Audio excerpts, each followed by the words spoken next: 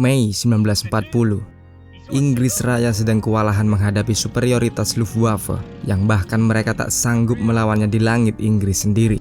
Dan sekarang, pangkalan udara ini sedang hiruk pikuk dalam aktivitasnya mengevakuasi sisa-sisa kekuatan mereka ke tempat yang lebih aman. Sementara pesawat-pesawat yang tak bisa terbang lagi terpaksa akan dibakar karena info darurat tersebar jika serbuan Jerman datang setengah jam lagi. Tapi sebelum dibakar, pawai pertama musuh sudah datang dan menembaki pesawat-pesawat ini.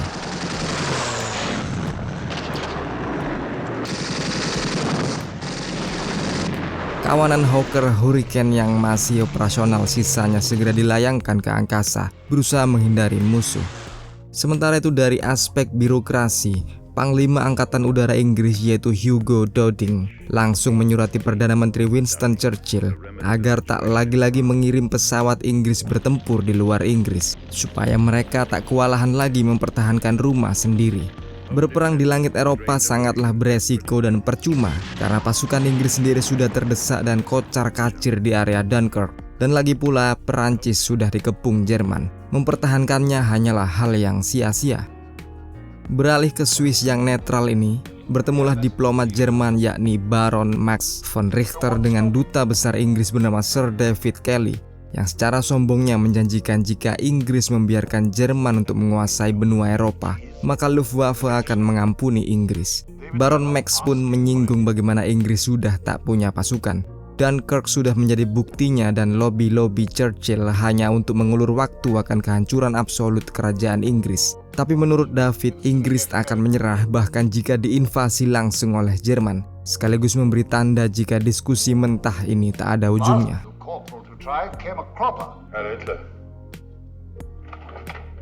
Dari Swiss kita menuju ke Inggris Tenggara di sebuah pangkalan udara militer, dan tampak mendaratlah seorang pilot bernama Simon.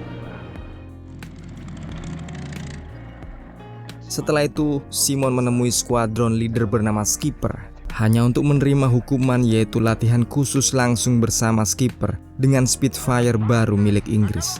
Dan memang Simon masih sangat hijau dalam pertempuran udara.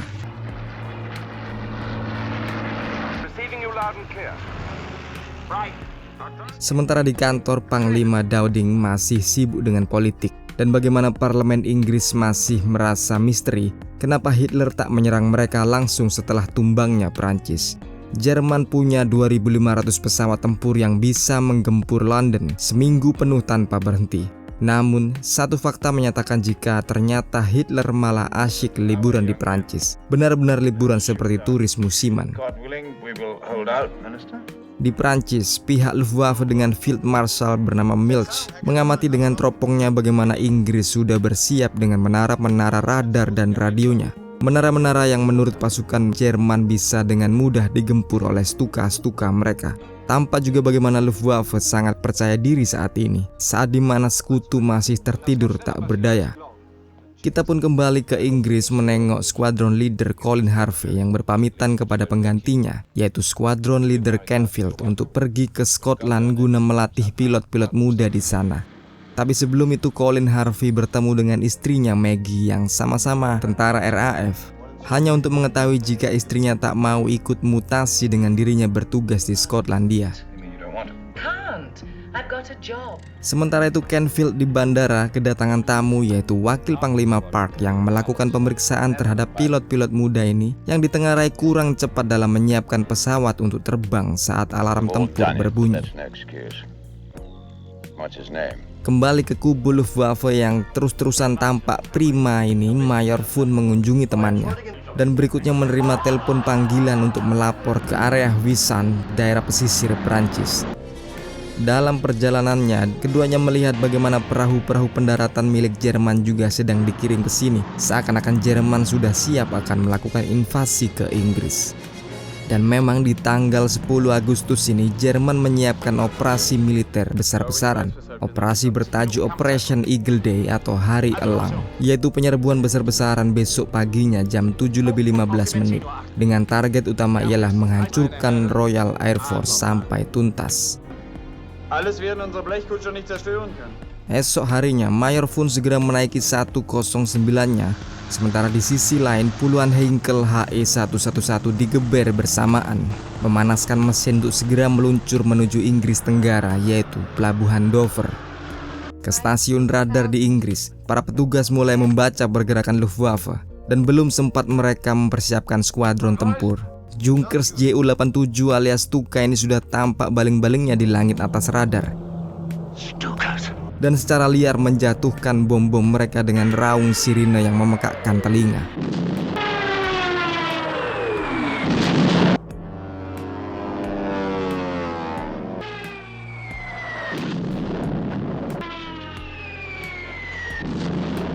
Meski terlambat, RAF tak tinggal diam.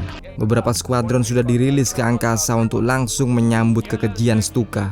Dan Stuka pun tahu barisan Spitfire ini bisa dengan mudah menebas mereka di tengah awan.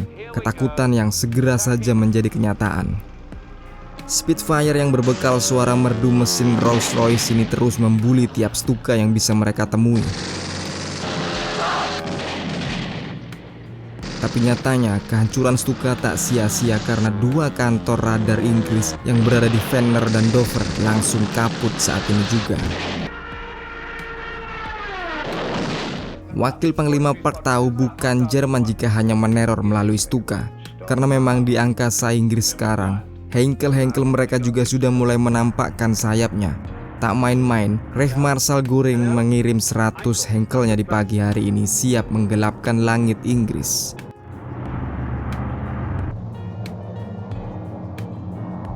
Skuadron lain pun akhirnya diberangkatkan oleh Inggris, tapi belum sempat bertemu, salah satu pangkalan angkatan udara Inggris sudah dihujani balistik, menghancurkan apapun yang dijatuhinya. Dan barulah Inggris mengerti jika Jerman menargetkan semua pangkalan atau bandara milik Inggris.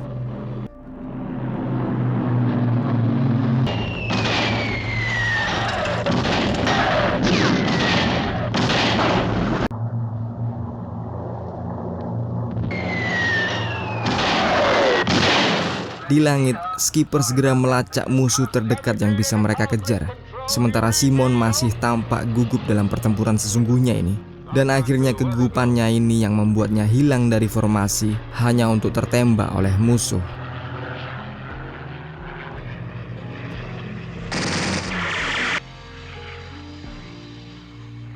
Dari markas Luftwaffe, laporan lapangan disusun rampung dan disetorkan ke meja perwira tinggi, menyebutkan jika Luftwaffe berhasil menghancurkan 300 pesawat Inggris atau hampir separuh kekuatan RAF Ludes, tapi tidak untuk laporan yang disusun oleh Inggris, karena beberapa jam kemudian di posisi Maggie Harvey, istri Colin Harvey, terdengar siaran radio BBC menyebutkan jika pilot Inggris berhasil menembak jatuh 47 pesawat Jerman, sedangkan Inggris sendiri kehilangan 15 pesawatnya dalam pertempuran.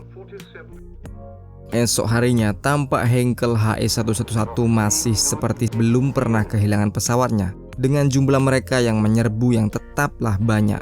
Menyerbu kedua titik yaitu di Inggris bagian selatan dan utara sekaligus. Berharap dengan menyerang dua tempat berbeda ini mereka bisa menghindari intersepsi Spitfire yang mematikan. Tapi nyatanya, Luftwaffe masih salah terka. Tak berselang lama, satu demi satu Heinkel pun tumpas kandas tanpa bekas, dibuli habis-habisan oleh Spitfire Inggris.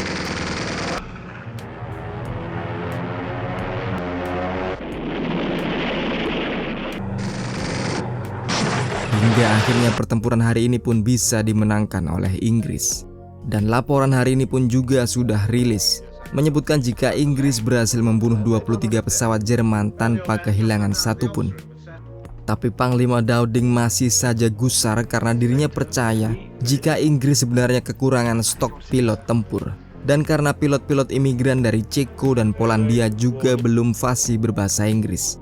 Dan memang kekhawatiran Dowding ini valid adanya karena Jerman masih belum juga mengendurkan serbuan udara mereka ke Inggris. Hari demi hari berikutnya pun masih diwarnai dengan skirmish udara di berbagai belahan langit Inggris. Skipper setelah meneror HE-111 akhirnya kedatangan lawan yang sepadan, yakni Messerschmitt Bf-109 yang tiba-tiba saja muncul. Manuver-manuver liar ala sirkus dilakukan tanpa mengenal takut dalam duel-duel yang terjadi antar fighter ini. Di langit, Nyawa tak lagi berharga, yang ada hanya mengejar atau dikejar, menembak atau ditembak. Tapi barisan Spitfire ini masih bisa pulang dengan tenang hari ini. Keesokan harinya, Inggris menerbangkan 7 skuadron untuk mengamankan langitnya, termasuk Canfield yang kini dengan skuadronnya memanasi mesin dan bersiap lepas landas. How much longer, Ops? Untuk berikutnya, mereka bertemu dengan barisan musuh yang sudah standby dalam patrolinya. 190. Tapi di darat, Inggris masih saja kecolongan.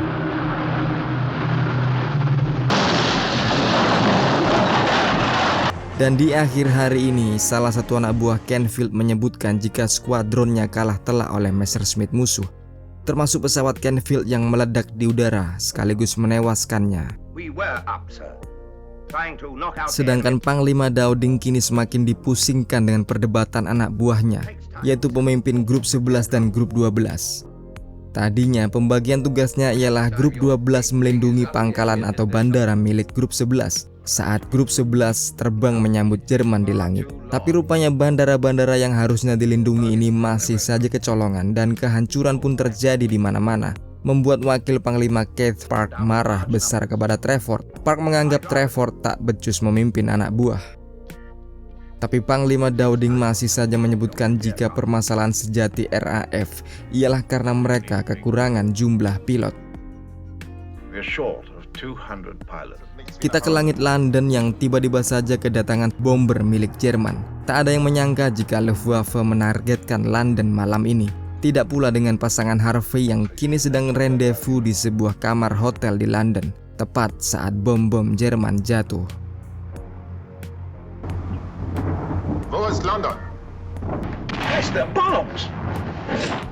Bombing London. Tapi siapa sangka pula jika pengeboman London ini hanya karena kekeliruan kedua pilot Heinkel ini. Luftwaffe tahu jika mengebom London haram hukumnya. Karena jika London hancur, maka Jerman dan Inggris bakal terlibat peperangan total yang akan mematikan bagi kedua belah pihak. Pelaku pengeboman London ini pun segera ditumbalkan ke Berlin untuk melapor. Tapi belum sampai mereka ke rumah singgahnya, terjadi blackout di Berlin dan sirine pun mulai mengaum menandakan bahaya, untuk kemudian bom-bom jatuh dari angkasa, bom-bom balasan dari Inggris. Tapi balasan Inggris ini malah berbuntut panjang, dengan Hitler keesokan harinya yang marah besar, mengancam dirinya akan membalas lagi dengan bom-bom yang jauh lebih banyak untuk menenggelamkan kota London. Dan ancaman Hitler ini bukan basa-basi karena esok paginya Reichsmarschall Hermann Göring beredar di Prancis, menindaklanjuti ancaman Hitler dan menjanjikan akan memimpin sendiri penyerbuan Luftwaffe ke Inggris. Berikutnya seiring Göring tersenyum, ratusan pesawat Luftwaffe menyeberangi kanal Inggris. Tapi bukan Dover atau Inggris Tenggara yang mereka datangi, tapi London, ke rumah Raja Inggris. Dan tepat di langit London, lambung-lambung HE-111 ini terbuka secara bersamaan, meluluh lantakkan London bahkan sampai malam pun tiba.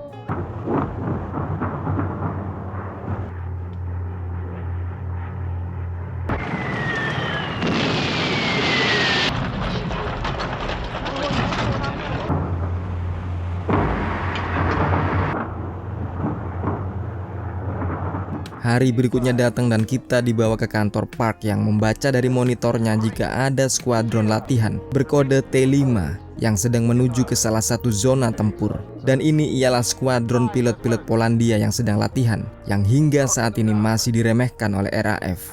Wakil Panglima Park segera menarik mundur skuadron ini, tapi pilot Polandia yang sudah mengudara ini tak mempedulikan komando Park dan malah berbuat sembrono dengan menantang musuh.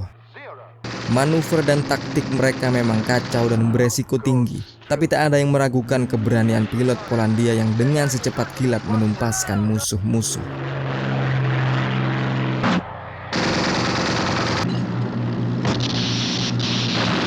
Tapi karena kesembronoan mereka pula, akhirnya Panglima Dowding dan Keith Park mengoperasionalkan skuadron imigran ini menjadi skuadron tempur milik Inggris yang bisa diberangkatkan kapan saja atau mati kapan saja.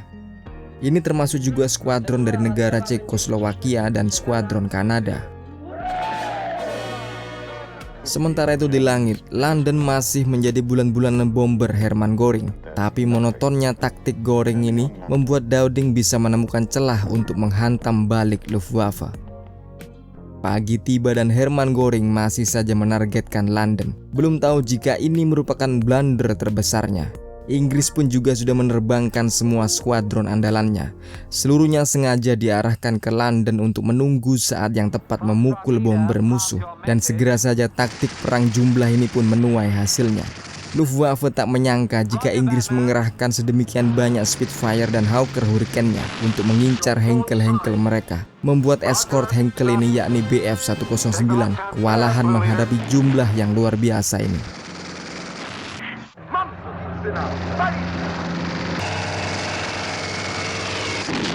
Di Prancis, Göring marah besar terhadap kekalahan ini dan berikutnya memerintahkan hal yang paling konyol kepada para komandan Messerschmitt agar tetap menyertai bomber di saat pengeboman. Hal yang paling dibenci oleh para fighter tentu saja, karena jika sampai pesawat fighter tetap di samping pesawat bomber, maka fighter akan kehilangan kemampuan manuver dan pengejarannya, mematikan fungsi adanya pesawat fighter ini sendiri, sekaligus membuktikan Göring sebenarnya tak sepintar kelihatannya.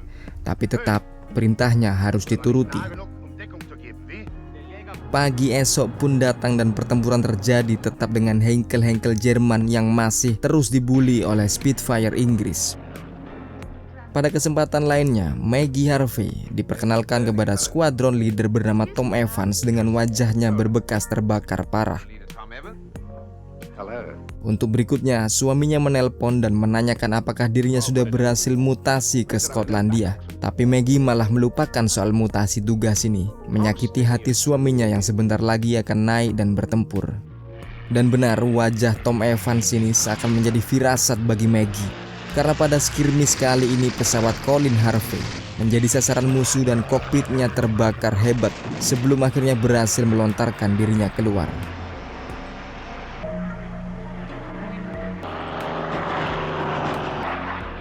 Kabar segera diterima oleh Maggie yang kini benar-benar dimutasi ke Skotlandia untuk membantu merawat suaminya yang masih hidup namun harus menderita luka bakar yang sangat serius.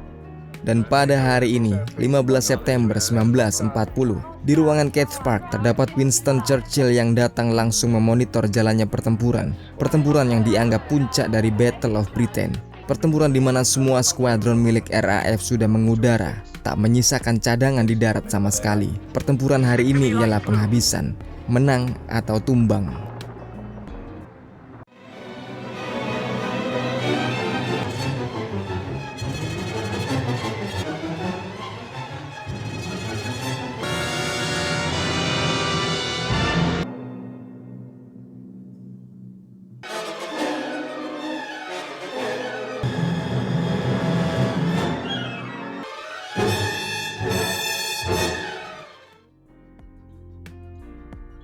Dan di akhir hari, kedua belah pihak menyadari jika mereka sama-sama menderita kerugian yang sangat besar dan hebat. Tapi yang jelas, Inggris masih berdiri dan Jerman sudah mengurungkan invasinya. Dan radio BBC pun membroadcast jika sebanyak 165 pesawat Jerman berhasil dihancurkan, sedangkan Inggris hanya kehilangan 30 fighternya. Beberapa hari kemudian kondisi sudah sedikit reda. Pilot-pilot Inggris masih berada di bawah dalam posisi standby, menunggu alarm tempur berbunyi. Tapi hingga siang hari tak ada laporan menunjukkan pergerakan musuh. Jerman resmi membatalkan rencananya menyerbu London, seiring ditariknya pasukannya dari pesisir Perancis dan kosongnya pelabuhan-pelabuhan di seberang kanal Inggris. Sementara itu Göring akhirnya mau tak mau balik ke Berlin setelah kampanye perang di London ini yang tak tentu hasilnya. Selain Luftwaffe-nya juga sudah menumbalkan ratusan pesawatnya percuma. Dan dengan perginya Göring ini film pun tuntas. Nabor, tetap standby terus di jauh dekat film untuk menyimak alur film perang klasik seperti ini lagi. Wassalamualaikum, yuk, bye.